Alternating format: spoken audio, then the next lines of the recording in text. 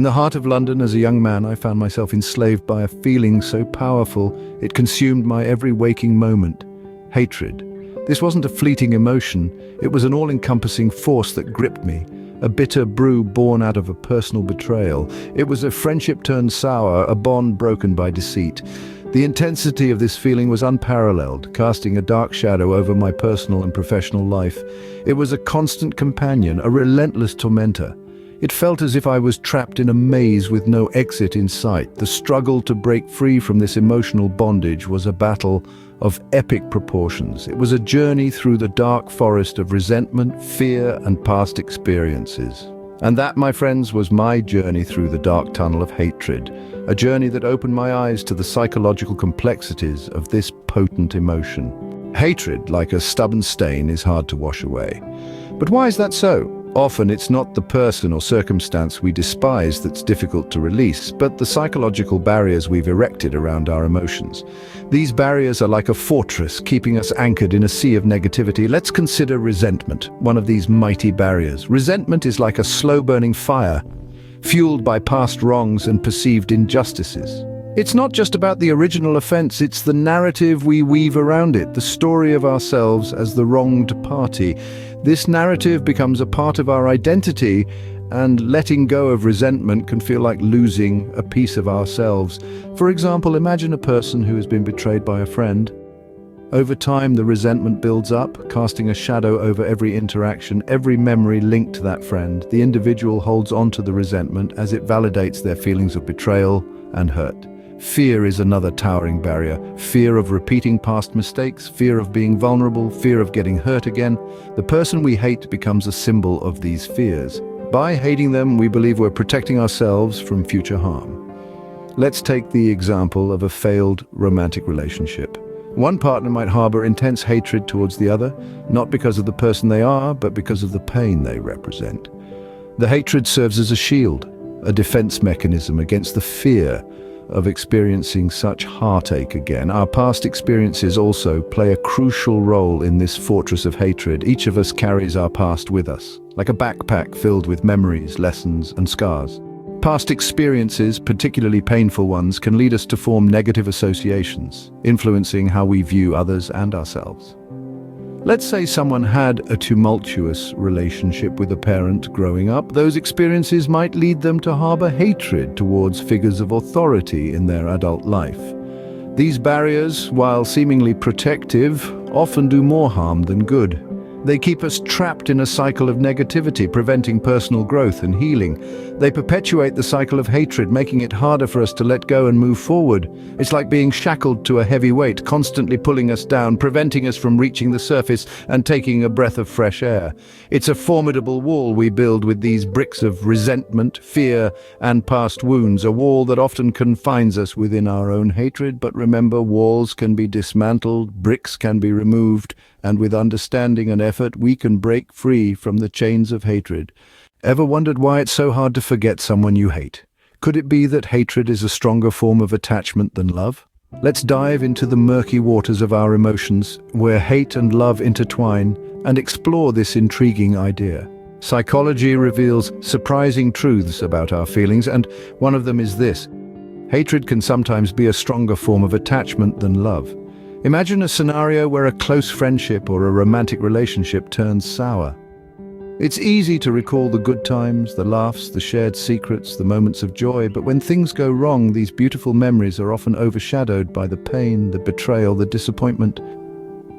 This is hatred at work, a powerful emotional force that can eclipse even the brightest of love's light. Hate, in its most potent form, can consume our thoughts, dictate our actions, and influence our decisions. It can shape our perceptions of the world around us, coloring our views with its dark hues. Just as love can bind us to someone, so too can hate. The object of our hatred becomes a constant presence in our minds, a specter that haunts our waking moments and invades our dreams. Consider a family feud that has lasted for generations, where hatred has become a legacy passed down from parent to child. Here, hatred has created a bond stronger than blood ties, a connection that endures despite the passage of time. The family members may claim to despise each other, but their shared hatred has bound them together in a twisted dance of resentment and anger. Or think about a bitter ex-lover who can't seem to move on. They may claim to hate their former partner, but their constant fixation on them, their inability to let go, suggests a deeper attachment. This is the paradox of hate. It binds even as it seeks to sever, it connects even as it divides. So we come back to our initial question: is hatred a stronger form of attachment than love? While the jury is still out on this, one thing is clear: hatred, like love, has the power to bind us to others. It's a paradox, isn't it? We think we've severed ties when we say we hate, but we could actually be binding ourselves tighter. Hatred is like a termite, silently eating away at the foundation of love. This unassuming yet destructive force can gnaw away at the deepest of bonds, be it a fiery romance, a steadfast friendship, or the timeless ties of family. Hatred leaves no stone unturned, no heart untouched. Imagine a romantic relationship, once brimming with love and sweet promises, now tainted by the bitter taste of hatred. The once cherished moments of togetherness become reminders of pain, the shared laughter replaced by shared animosity. The love that once held the couple together now lies in ruins, destroyed by the relentless onslaught of hatred. Now, picture a friendship, a bond born out of shared interests, mutual respect, and a deep understanding. Yet, when hatred seeps in, it turns the camaraderie into conflict, trust into suspicion, and the shared joys into shared grievances.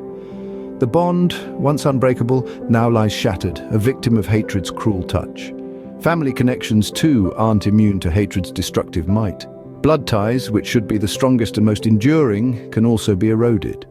The family home, once a haven of warmth and understanding, can become a battlefield with loved ones pitted against each other. The fallout of such destruction is not just confined to the relationships, it seeps into our overall well-being, affecting our mental health, our self-esteem, and our ability to form new, healthy relationships. It's crucial to recognize these destructive patterns and work towards healing. The poison of hatred leaves nothing unscathed. It corrodes the heart, the mind, and the very fabric of our relationships. We've journeyed through the dark alleys of hatred today, and I appreciate your company on this challenging exploration. Your time, attention, and willingness to delve into such complex emotions are genuinely valued. This exploration is not a solitary endeavor. Each of us brings unique experiences, insights, and perspectives, enriching the conversation and deepening our collective understanding. Engagement is the lifeblood of this platform. So I encourage you to share your thoughts in the comments section. Perhaps you've faced a similar challenge, or you have an interesting perspective on the power of hatred and its impact on our relationships. Your experiences and thoughts can enlighten others and spark meaningful discussions. Moreover, if there's a friend or a loved one who might benefit from this exploration, feel free to share this video with them. Sometimes understanding that they are not alone in their struggle can be a powerful catalyst for change. Today's discussion is just the tip of the iceberg. There's so much more to uncover about the complexities of hatred and other emotions. In our upcoming videos, we'll dive deeper, exploring strategies to navigate these intense emotions and their impact on our well-being. Remember, every emotion we experience is a step on our journey to understanding ourselves better. Until next time, keep exploring, keep questioning,